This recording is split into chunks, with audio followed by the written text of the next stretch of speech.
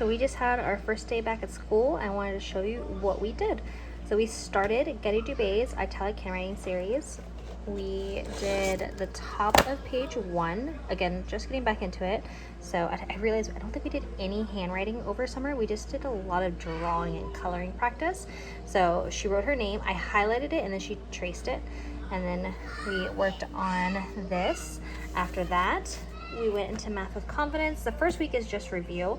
So she did the first page of her handwriting. I was really impressed by her number handwriting.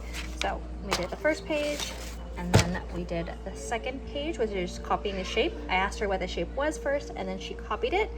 And then it says here we're supposed to draw a picture that shows one way to use numbers. I wanted it to more so relate to the shape, and so she drew a fairy and a house. So she used a square, and then she wanted to write her name on top, which I thought was really cute. So she was the fairy. After that, we got back into the Good and the Beautiful cards. We were working on, we already did the top of this. We did some of it over summer.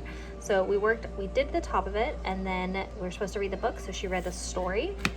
And then after that, she moved into lesson 40. We only did this page. We did all the letter tiles on the app, the letter tiles app. I read it to her. This was a lot of review, again, because she hadn't worked on most of like this specifically. We've been doing other things for reading. So this went really, really well. And then we talked about words that rhyme, and I gave examples of words that do rhyme and don't rhyme, and I wrote it out for her. This was 2 pages. We didn't do the second page today just yet.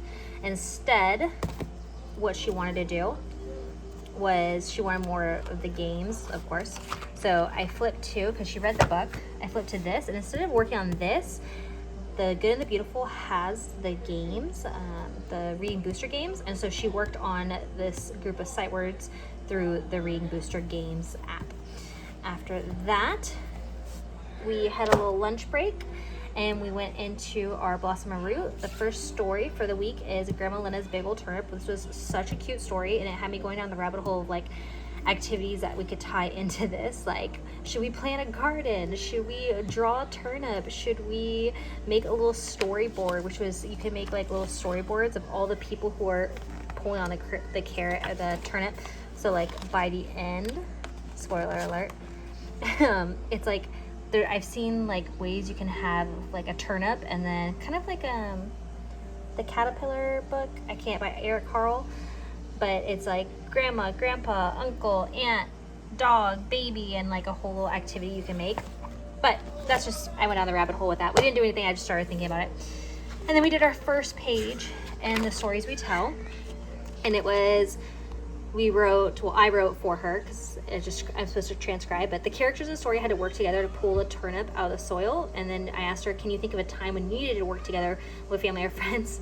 And she said, pulling the four-wheeler out of the mud. Rowan was sleeping, so we had to tie ourselves to a tree. So it was literally, we were stuck in the mud on the four-wheeler, and it was Daddy pushing, Skylar pushing, and then a winch tied to a tree that was pulling while Rowan was sleeping. So that's what she related to the story, which was really cute. And we're supposed to do Little School of Smiths. I think putting that in right now would be just way too much, so we're gonna delay that. But that is it for our first week back of kindergarten. Let me know in the comments below, when do you start school?